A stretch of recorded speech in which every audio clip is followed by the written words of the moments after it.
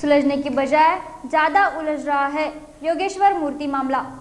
हाल ही में शहर के ज्ञानेश्वर मंदिर ट्रस्ट द्वारा मंदिर में भगवान योगेश्वर की मूर्त स्थापित की जाने वाली थी, जिस पर पांडुरंग शास्त्री आठवले प्रणीत स्वाध्याय परिवार के कुछ कथित लोगों ने ऐतराज जताया था और पुलिस ने भी इसमें अपनी नाक डालते हुए रातों रात भगवान योगेश्वर की मूर्त को जब्त कर हिरासत में लिया था। यह घटना 18 अगस्त को घटी थी, जिसके बाद यह मामला कुछ दिनों तक मीडिया की सुर्खियों में भी रहा। गौरतलब है कि अभी भी इसके सुलझने के कोई आसार नजर नहीं आ रहे हैं। सोमवार को हुई सुनवाई के दौरान अदालत ने अब अगली तारीख 31 जनवरी मुकर्रर की है। सुनवाई के बाद संत ज्ञानेश्वर मंदिर वारकरियों की बैठक में मामला लंबा खींचा जाने से सभी ने चिंता व्यक्त की और कहा कि भगवान श्री कृष्ण की भक्ति और आस्था को इस तरह अदालत का मोहताज होना दुर्भाग्यपूर्ण है। ऐसी प्रतिक्रिया अभी तक से बातचीत के दौरान ज्ञानेश्वर मंदिर के एसके जोशी, नरेश नवाल और प्रकाश सपकाले ने दी।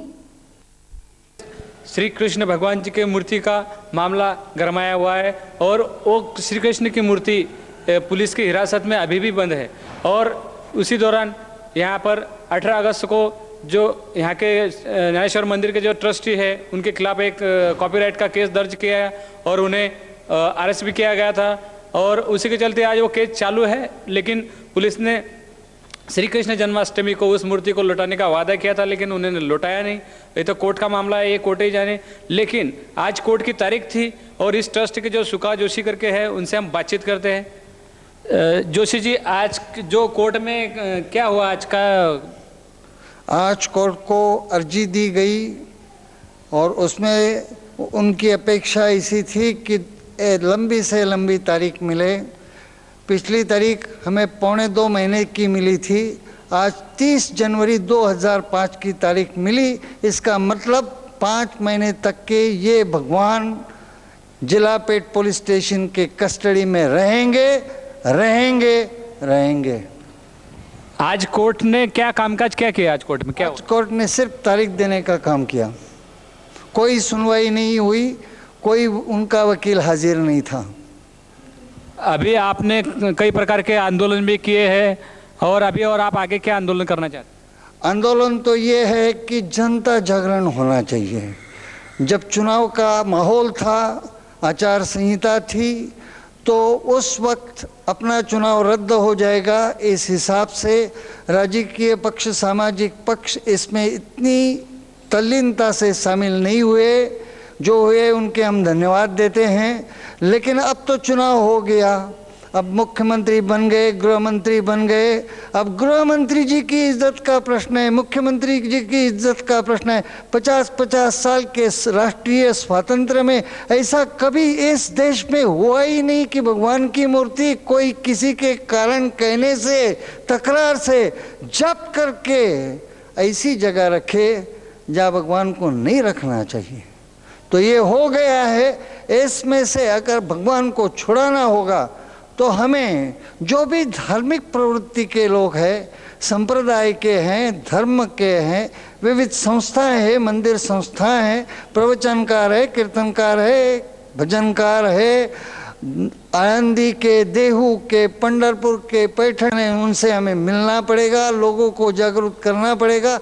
मालूम नहीं है, यहाँ के वृत्तपत्रों ने दिया, लेकिन लोकमत जलगांव विभाग में, देशदूत जलगांव विभाग में, धुलिया को मालूम नहीं, नासिक को पता नहीं, बम्बई को तो पता ही नहीं, और बम्बई वगैरह के बड़े बड़े माध्यमों ने हमारे तरफ ध्यान दिया नहीं। कौन जाने क्यों नहीं दिया, लेकिन ऐसा हुआ है। लेकिन खानदेश जागरूक हो गया है, हमारे लिए बड़े सुख की बात है। और हम दूसरे जो ट्रस्टी है और उनसे जानकारी लेते हैं।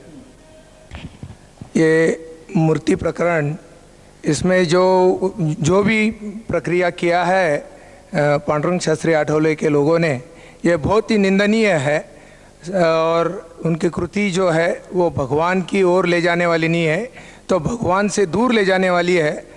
अपने आप को बड़ा दिखाने के लिए भगवान को छोटा दिखाकर और भगवान को ही जेल में रखने का कृत्य इन्होंने किया है।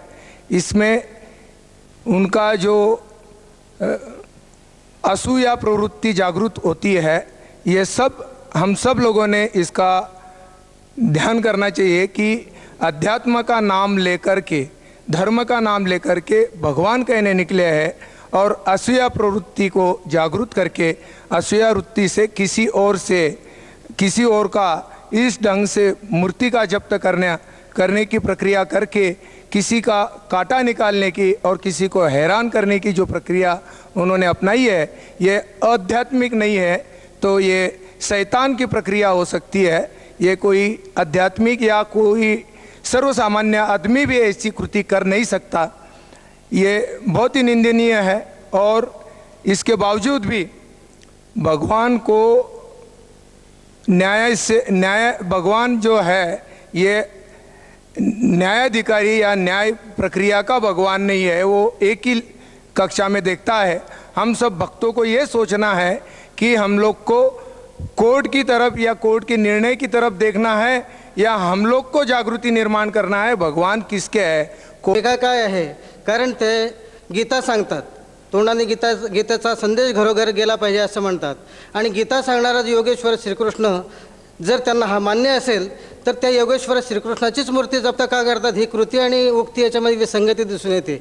नाही तर त्यांनी हे तरी कबूल करायला पाहिजे की ही जी मूर्ती आहे ती योगेश्वर श्रीकृष्णाची नाही आहे, दुसऱ्या कोणत्या तरी योगेश्वराची आहे आणि मग त्यांचा जो कोणता योगेश्वर असेल तो त्यांनी स्पष्ट सांगायला पाहिजे। आणि इथे जो मुद्दा ते उपस्थित करतात की इथे मूर्तीचा दुरुपयोग होऊ नये म्हणून ही मूर्ती जप्त केली जाते आहे, तर मग त्यांचा जो योगेश्वर आहे त्याचा उपयोग काय होतो, त्याचा उपयोग कशाशी होतो आणि इथे दुरुपयोग होईल म्हणजे नेमकं काय।